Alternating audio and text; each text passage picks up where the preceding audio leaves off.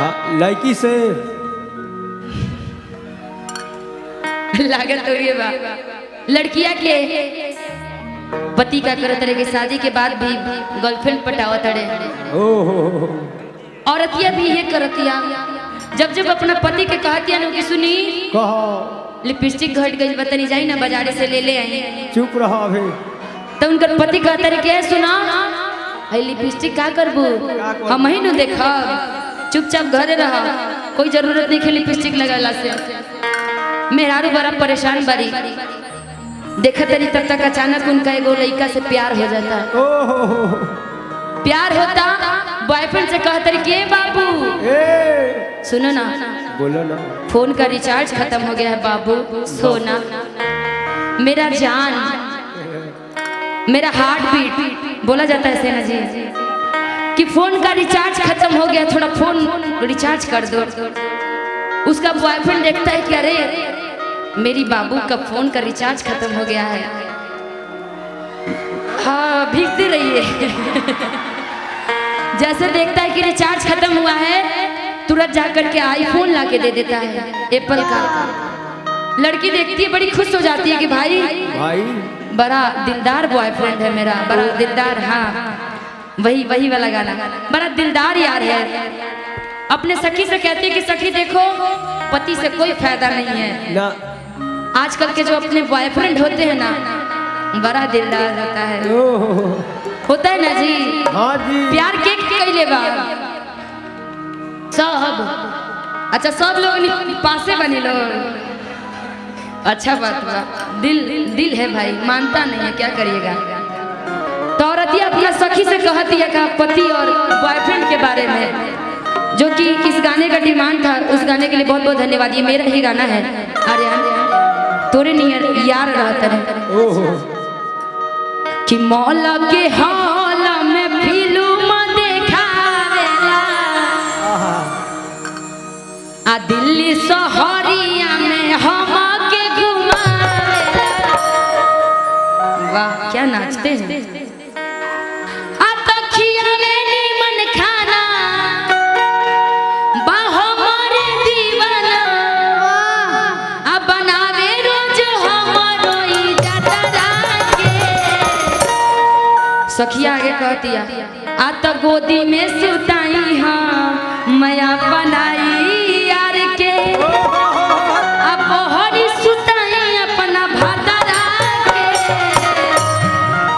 जैसा लेनी वैसा देनी ना जी। हाँ जी बात बराबर है ना। अरे बाप रे बाप। औरतिया बड़ा शौक से कहतिया का अपना सखिया से अरे ये तुम यार हो ठीक है पति लोग ये है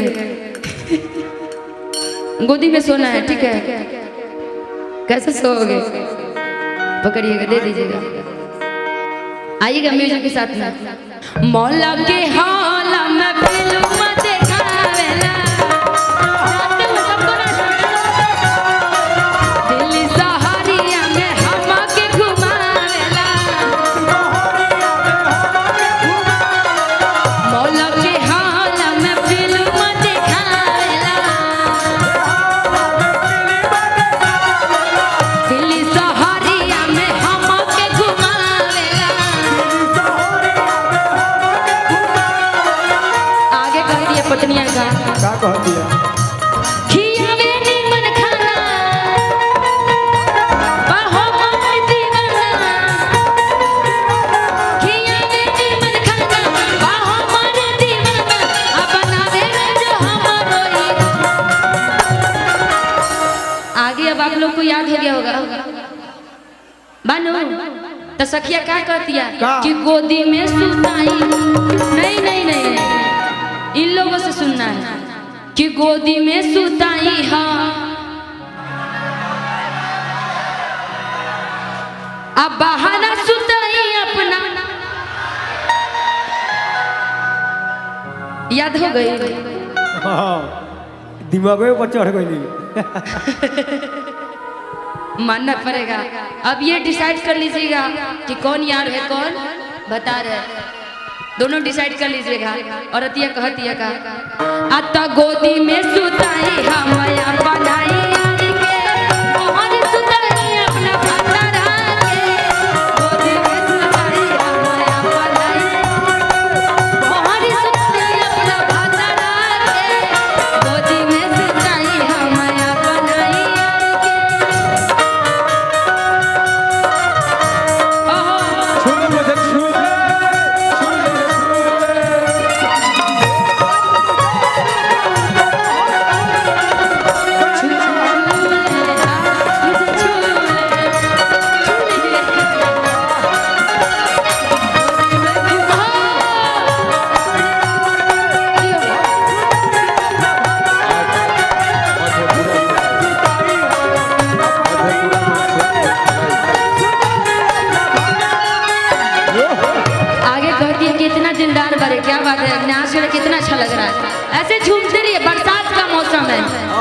बरसात में बड़ा अच्छा लगता है ना। अच्छा, बरसात के मौसम में तन्हाई की आलम में मैं घर से निकल आया, बीवी को साथ लाया।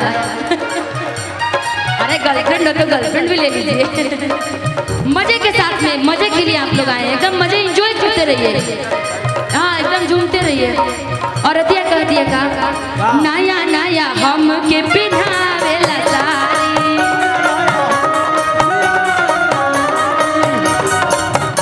अरे नया नया हम के पिन्हावेला साड़ी, हमरा से करे पूरा प्यार हो, लाखों में एक बात मिलल नमूना, सुपर ही न कर यार हो। क्या बात है, इसी को कहा जाता है कि भले कितना भी दूरी पर हो, जब मन में एनर्जी और मजे करने की जब क्षमता आ जाती है ना, तो कहीं से भी लोग झूम के मजा कर सकता है। आप लोग इतने पीछे हैं लेकिन देखिए कितना अच्छा से झूम रहे हैं। सबको हाय, ऐसे झूमते रहिए एकदम कि नया नया हम के पहनावेला साड़ी, हमारे से करे पूरा प्यार हो, लाखों में एक बात मिलल नमूना, सुपर हमर यार हो, मानेला हमके ज्यादा, निभावे अपन वादा, आ बनावे रोज हमरो ई गाता। एक बार सभी लोग आवाज में, क्योंकि निशा उपाध्याय का चैनल लगा हुआ है यहाँ पे एंटरटेनमेंट, तो कल सुबह सबकी आवाजें सुनाई देगी चैनल पे, तो सभी लोग चिल्ला करके एक बार मेरे साथ, यहाँ शेरे बिहार यदि आप लोग का आवाज है ना, और आप लोग सच में दिल से पप्पू जी को मानते हैं, तो एक बार जोरदार चिल्ला करके सभी लोग। ये होता है असली शेर, चूहे तो जो चुप है, शेर है जो चिल्ला रहा है, दहाड़ रहा है ना जी। इसी बात पर एक बार जयकारा हम लगाएंगे, बोली दुर्गा मैया की, बोली पप्पू भैया की, जो मेरे मधेपुरा के शेर।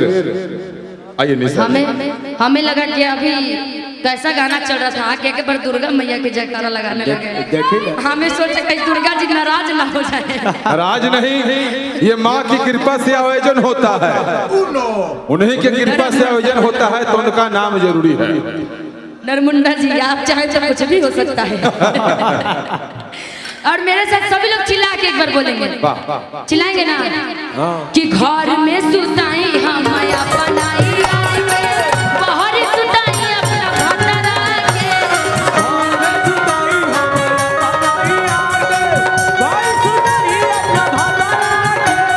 घर में सुताई हम अपनाई यार के, बाहर सुताई अपना भतरा के,